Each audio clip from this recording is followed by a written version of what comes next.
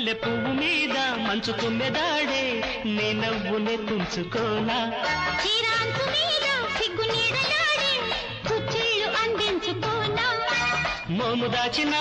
మోజు దాగునా మో మాటమే ఎందుకంట మల్లె పువ్వు మీద మంచు తుమ్మెదాడే నీ నవ్వునే తుంచుకోనా చీరాంచు మీద సిగ్గు నీడలాడే కుచ్చిళ్ళు అందించుకోనా